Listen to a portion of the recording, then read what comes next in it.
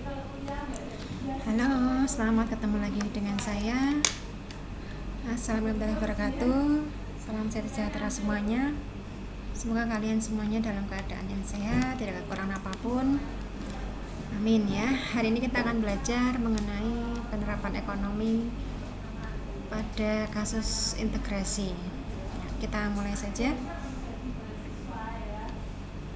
Kita akan belajar mengenai fungsi biaya, penerimaan, utilitas, produksi, dan konsumsi tabungan. Oke, kita mulai saja. Fungsi biaya atau cost ya. Jadi beberapa bulan yang lalu kita sudah belajar mengenai fungsi cost, yaitu fungsi dari quantity atau Q ya. Kemudian biaya marginal atau marginal cost itu adalah turunan dari fungsi cost atau DC per DQ atau F aksennya Q ya.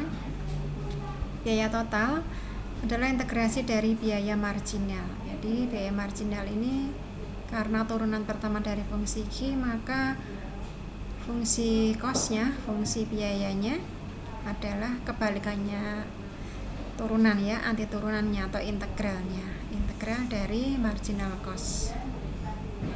Ini kurang integral ya, integral dari F aksen X F aksen Q dQ. Contohnya, diketahui satu biaya marginal dari satu perusahaan adalah 3Q kuadrat min 6Q plus 4, cari persamaan biaya total dan biaya rata-rata atau average cost-nya. Kita lihat dari marginal cost-nya sekian, maka cost-nya adalah integral dari marginal cost integral dari 3Q kuadrat min 6Q plus 4 DQ. Ini karena Q ini DQ sama-sama Q, tinggal ditambah 1 pangkatnya ya, ini kan pangkat 1 ya, 3Q kuadrat DQ integralnya berarti pangkatnya 2 ditambah 1 jadi pangkat 3.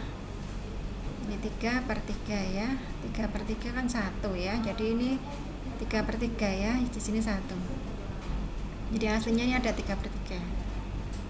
Nah, cuman karena 1 kan nggak ditulis, tidak apa-apa. Oke, berikutnya 6Q min 6Q integralnya ini Q nya pangkat 1 tambah 1 berarti pangkatnya 2 per 2, jadi ini aslinya dari min 6 per 2 jadi min 3 ya.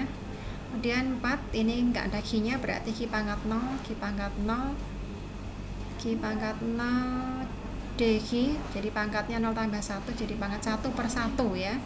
Ini pangkat 1 per 1, 4 per 1 tetap 4 plus K.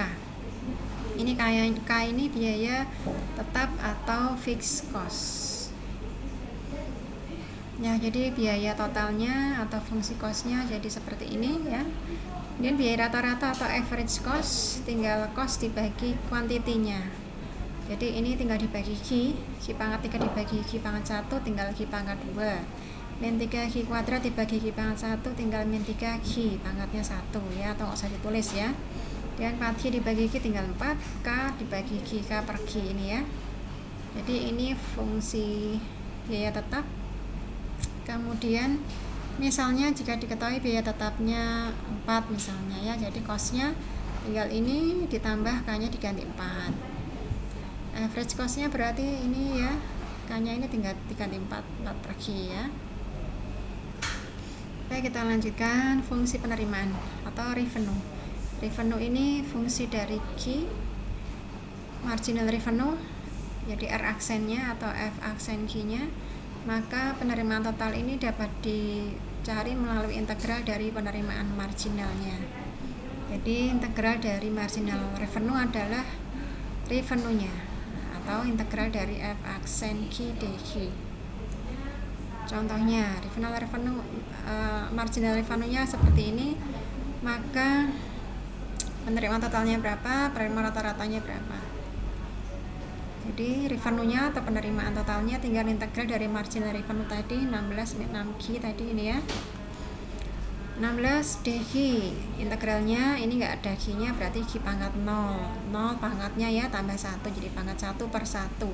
16 per 1 tetap 16. Kemudian 4Q pangkatnya ini berarti 1 ya, DQ, jadi kita pangkatnya 1 tambah 1 pangkat 2 ini pangkatnya 2 per 2 jadi min 4 per 2 jadi min 2 Ini harusnya ada plus K ya, tapi ini K nya nggak ditulis. Kenapa? Karena K nya 0 ya. Nah, karena penerimaan ini tidak ada jika tidak ada barang yang dihasilkan. Ini kurang tidak ya. Tidak ada jika tidak ada barang yang dihasilkan atau terjual. Jadi penerimaan tetap itu nggak ada ya, karena ini asumsinya suatu transaksi ekonomi ya, jadi nggak ada penerimaan tetap. Kalau penerimaan ya harus ada yang terjual atau yang dihasilkan ya. Kemudian penerimaan rata-rata berarti average revenue dibagi Q, sama dengan tadi ya, tinggal ini dibagi Q. 16Q dibagi Q tinggal 16, min 2Q kuadrat dibagi Q min 2Q. Berikutnya fungsi utilitas. Ini hampir sama ya, utilitas itu fungsi Q, marginal utilitas itu U aksennya, utilitas aksen, DU per DQ nya atau F aksen Q, maka utilitas totalnya dapat dihitung dari integral dari utilitas marginal atau marginal utility ya. Jadi integral dari MU DQ atau integral dari F aksen Q DQ. Contohnya, cari persamaan utilitas total dari seorang konsumen jika utilitas marginalnya ini 90 min 10 Q, maka utilitas totalnya tinggal diintegralkan. Integral dari 90 min 10 Q DQ, 90 DQ integralnya 90 Q ya, ini karena Q nya pangkat 0 ya, pangkat 0 tambah 1 jadi pangkat 1 per 1. Ini 10 min 10 Q pangkatnya 1 DQ tambah 1 pangkatnya jadi min 10 Q pangkat 2 per 2. Jadi min 10 per 2 nya jadi min 5 ya, Q nya pangkat 2 tadi. Nah ini juga sama, plus K, K nya karena K nya 0, jadi gak ditulis ya. Jadi tidak ada nada kepuasan atau utilitas yang diperoleh seseorang jika tidak ada barang yang dikonsumsi. Nah jadi utilitas itu kepuasan dari konsumen ya, nggak ada kepuasan tetap tuh nggak ada ya, karena kalau nggak dikonsumsi ya nggak ada utilitasnya. Ini fungsi utilitas.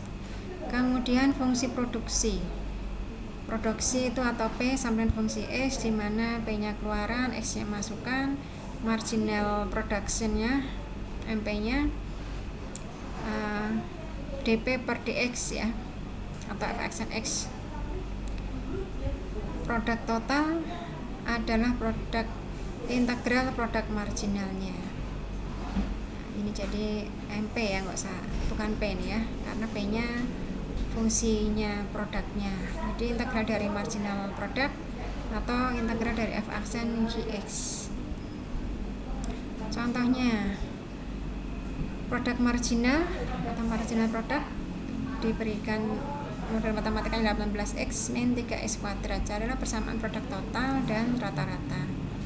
Jadi produk totalnya tinggal integral dari marginal produk ya, integralnya dari ini fungsi x dx ya, 18x dx tinggal x nya pangkatnya 1 tambah 1 jadi pangkat 2 per 2, x nya pangkat 2, 18 per 2 9 ya, 9x pangkat 2, kemudian ini pangkatnya 2 min 3x pangkat 2 dx, jadi x nya pangkatnya tambah 1 pangkat 3 per 3, jadi pangkat 3 ini min 3 per 3 min 1 ya. Ini produk total. Ini K nya juga 0 ya, sebab tidak ada barang yang dihasilkan jika tidak ada barang atau bahan X yang diolah atau digunakan.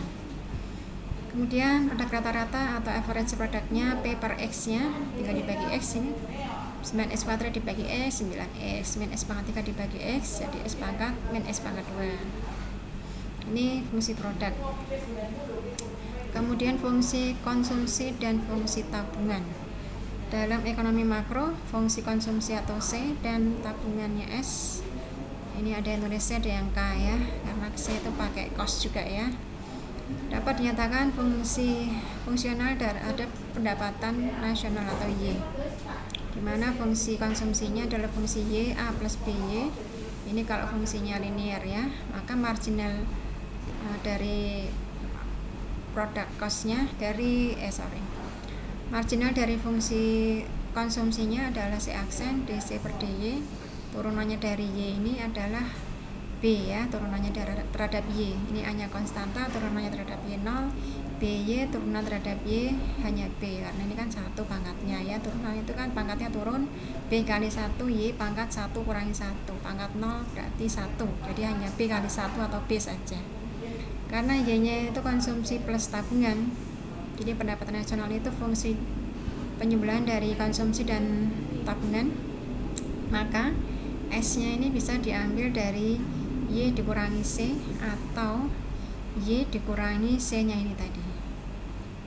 Nah, kalau Y dikurangi ini kan artinya ini kalau dikurangi dari C nya kan min A min BY. Ini min A min BY ya. Ada Y nya tadi yang depan ya. Ini Y dikurangi C kan. Jadi ada plus Y nya, ini plus Y nya. Nah, atau kalau tidak bisa langsung ya kita tulis. Ini S nya berarti Y dikurangi C ya.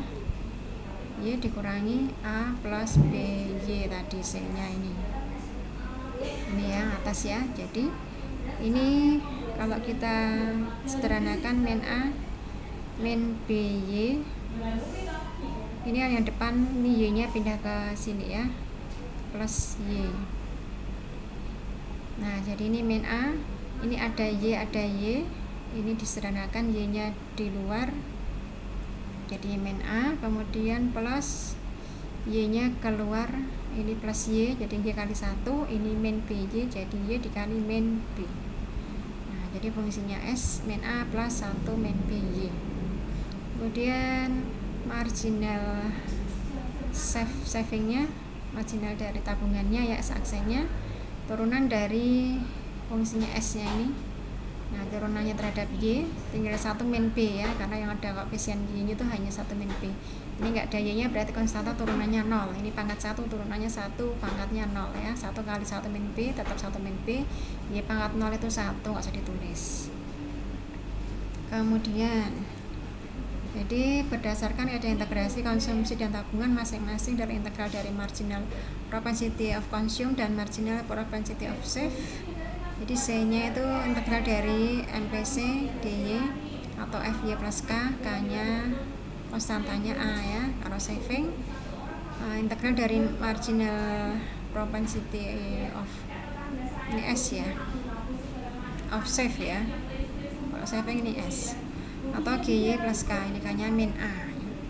Konstanta pada fungsi konsumsi dan tabungan masing-masing adalah disebut dengan autonomous consumption dan autonomous saving.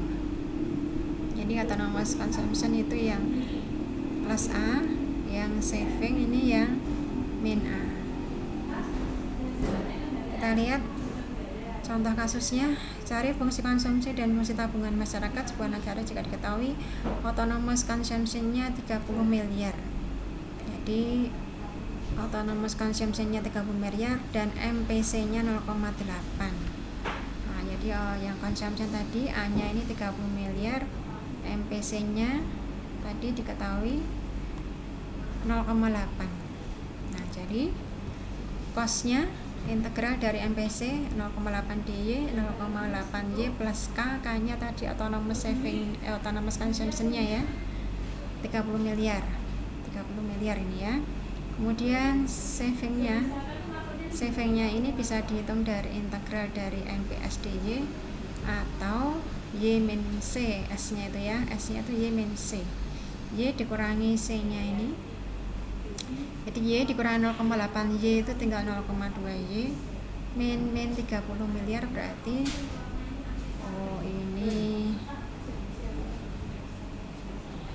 ini plus ya, 0,8 Y plus 30 miliar, ini kan plus ya. Nah, ini min kali plus, jadinya min 30 miliar, atau ini ya 0,2 Y min 30 miliar. Jadi untuk yang saving ini Y dikurangi C nya, kalau Y nya itu 1 Y dikurangi 0,8 Y ya.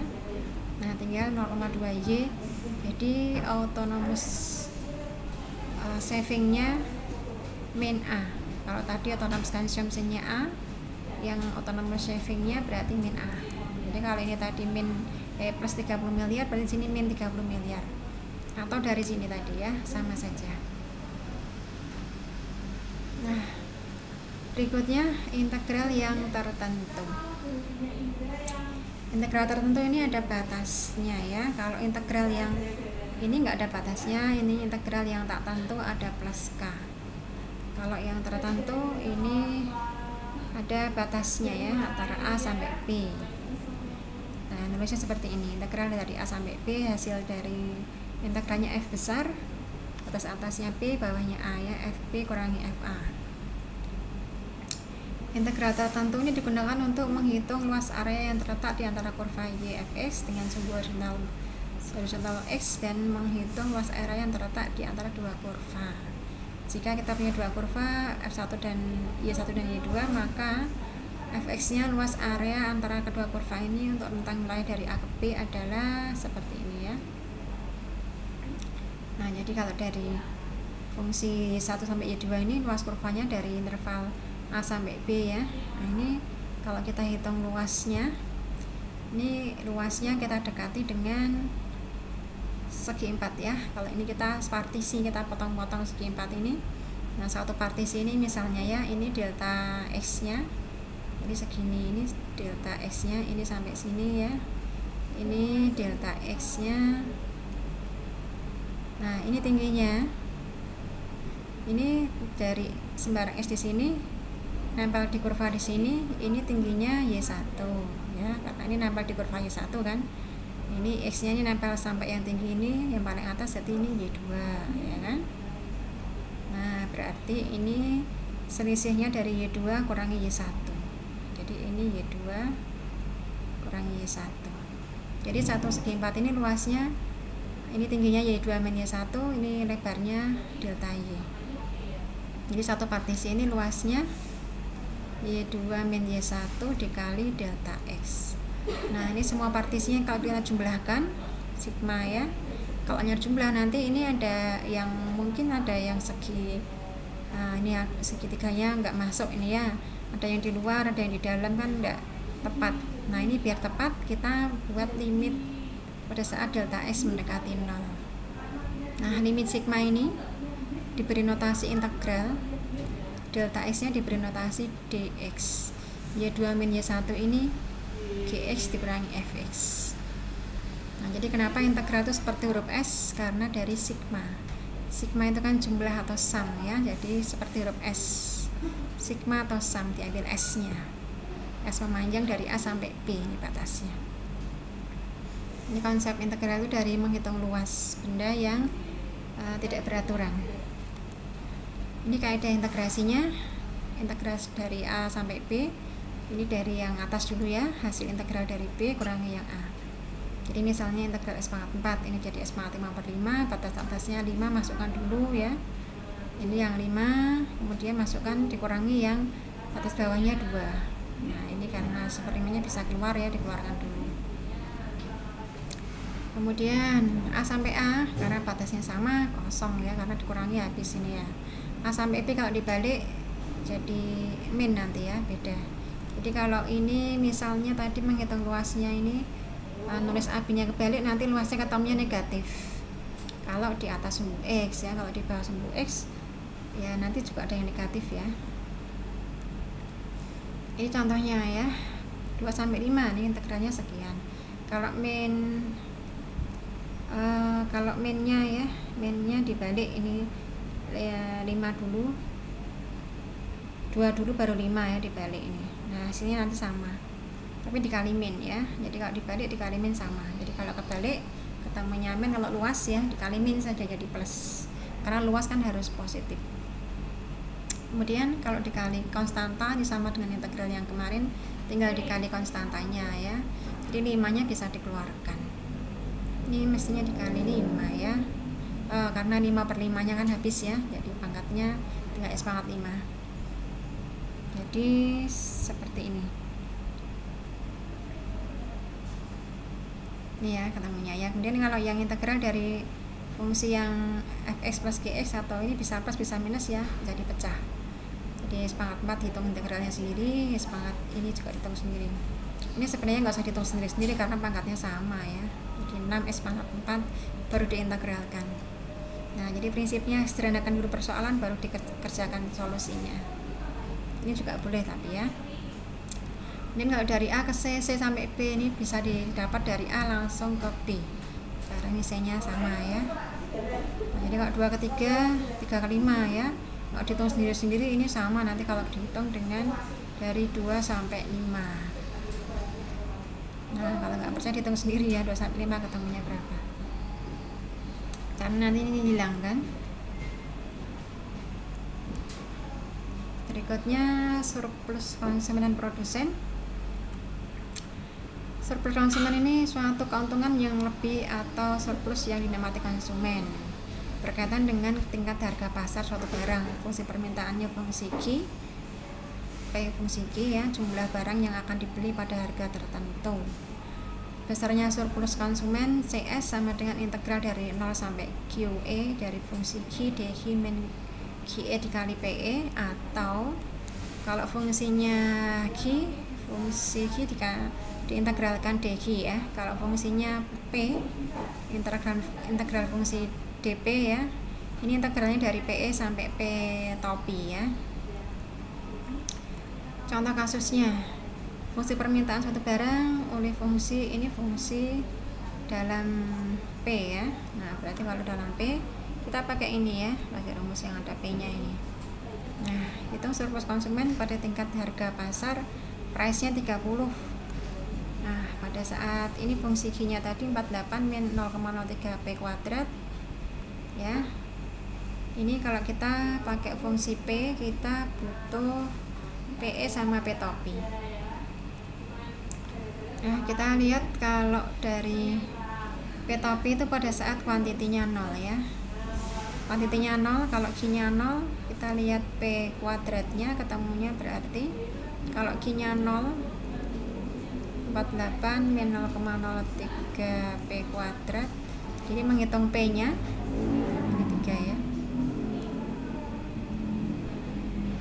Menghitung P-nya, jadi kalau kita mau cari P-nya berarti ini kita pindah ruas salah satu yang min, kita pindah ke sana ya, ke kanan ya, ke kiri.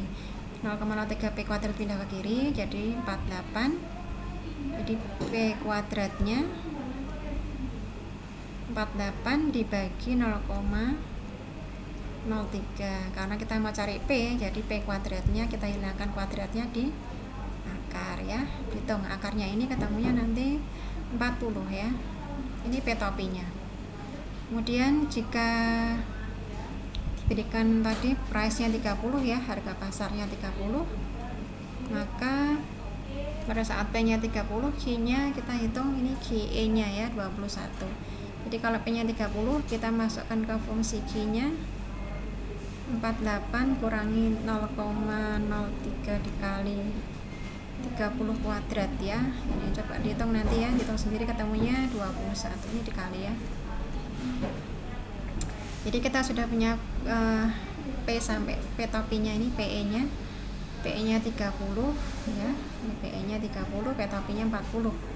Jadi 30 sampai 40 fungsi P-nya ini ya. Tinggal diintegralkan. Integralnya 48 P ya, karena ini P pangkat 0 kan. Jadi pangkatnya tambah 1, pangkat 1 per 1 ya. 48 per 1 tetap 48. Ini pangkatnya 2 tambah 1, pangkatnya jadi 3 ya. Ini jadi P pangkat 3 per 3. Min 0,03 bagi 3, min 0,01. Dari 30 sampai 40, masukkan yang 40 dulu ya. Ya, jadi ini fungsinya tetap semuanya yang tetap, ini pangkat 3 tetap pangkat 3 ya. Nah, yang 40 dulu baru dikurangi yang 30. Dihitung ketemunya sekian. Ini yang consumption, surplus consumption ya. Kemudian surplus produsen adalah suatu keuntungan yang dinikmati produsen berkenaan dengan tingkat harga pasar dari barang yang ditawarkan. Ini rumusnya CS-nya, oh ini harusnya surplus dari produsen P ya, ini ya produsen ya. Produsen surplus PS-nya. QE PE min integral dari 0 sampai QE F Q DQ. Kalau fungsinya Q pakai rumus ini ya. Kalau fungsinya P pakai rumus ini, integral dari P topi sampai PE. Contoh kasus, jika seorang produsen punya fungsi penawaran, ini fungsinya dalam Q. Nah, berarti ini fungsi Q ya. Fungsi Q kita pakai rumus yang ada fungsi Q ini ya. Berapa surplus produsen bila tingkat keseimbangan di pasar adalah 10? Nah, jadi kalau price-nya 10, berapa ya? Kita punya harga, punya fungsi P-nya 0,50 Q plus 3. Ini kita mau buat fungsi P boleh, fungsi Q boleh. Ini karena dipakai fungsi Q juga bisa ya. Kalau tadi ini kalau dibuat fungsi Q kan, buat fungsi P kan kesulitan karena ada pangkat 2 kan ya, jadi harus akar. Jadi nanti integral dalam akar itu enggak mudah ya, lebih tidak mudah daripada ini lebih mudah ya. Nah, kalau ini kalian mau pakai fungsi dalam Q atau dalam P bisa semua karena ini pangkatnya 1. Nah, jadi bisa pakai dua-duanya, ini rumusnya ini bisa, ini juga bisa. Nah, ini kita lihat, kita pakai fungsi yang panjang ini ya, fungsi Q ya. Jadi kita butuh QE, PE, kemudian 0 sampai QE, fungsi Q, DQ. Kalau dalam Q fungsi Q-nya, dalam P berarti kita ambil Q-nya ya. Q-nya berarti kalau kita ambil Q-nya berarti P kurangi 3 dibagi 0,5 ya. Jadi kalau kita ambil Q-nya, ini Q-nya ya, kalau ini Q-nya tetap di sini kan, berarti ini P-nya tetap, pastikannya pindah ke sini jadi min 3. Ini perkalian dengan setengah, kita pindah jadi dibagi setengah ya, dibagi 0,5. Nah, jadi setengah itu 1 dibagi setengah itu 2P ini ya. Min 3 dibagi setengah itu jadi min 6. Ini fungsi Q-nya dalam P. Pada saat P-nya 0 maka Q-nya min 6 ya. Jadi kalau P-nya 0 jadi ini Q-nya min 3 dibagi setengah jadi min 6. Kalau Q-nya yang 0, P-nya 3. Ini P topinya ya. PE-nya tadi yang diminta dari soalnya P-nya 10 ya. Kalau P-nya 10 maka Q-nya 10 kurangi 3, 7 ya, dibagi setengah jadi 14. Nah, ini pakai fungsi Q. Jadi QE PE-nya tadi ini ya, PE-nya 10, QE-nya 14, masuk ke sini. Integral dari 0 sampai QE-nya 0 sampai 14, fungsi Q DQ. Fungsi Q-nya setengah Q plus 3 ya. Nah, ini. Kemudian kita integralkan. Integral dari ini tetap ya, tinggal dikalikan setengah Q DQ. Jadi pangkatnya tambah 1, pangkat 2/2 ya. Kemudian ini 3, enggak ada Q-nya berarti 3 Q pangkat 1/1. Nah, ini masukkan yang 14, baru dimasukkan ya 0. 0-nya karena ini dikalikan ya, jadi hasilnya 0 semua ya ini. Nah, dengan ini dihitung ketemunya sekian. Ini bisa kalian coba pakai rumus yang satunya ya. Ini fungsi Q, DQ atau fungsi yang ini. Nah, ini bisa juga pakai rumus ini. Kalau dalam P rumusnya yang ini, integral P topi sampai PE, integral P-nya. Jadi PS-nya integral dari ini, integral dari P topi sampai PE. P topinya itu 3 sampai PE-nya 10 ya. Kemudian fungsi P DP. Ini fungsi P-nya min 6 plus 2P dP. Nah, integral dalam P ya, min 6 integralnya dP min 6P ya, plus 2P dP 2P kuadrat per 2 ya.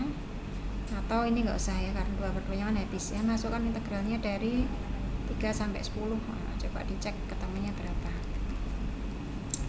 Ini atau ya, jadi kalau bisa dibuat fungsi Q boleh, P boleh, kalau bisa kedua-duanya dipindah boleh. Tapi kalau yang tadi karena pangkat 2 di akar, integral akar itu cukup tidak mudah ya. Jadi ambil yang lebih mudah. Kalau ini mudah semua. Demikian dari saya, semoga bermanfaat, semoga menambah pemahaman. Sampai ketemu lagi di lain kesempatan. Selamat belajar. Wassalamualaikum warahmatullahi wabarakatuh. Terima kasih semuanya.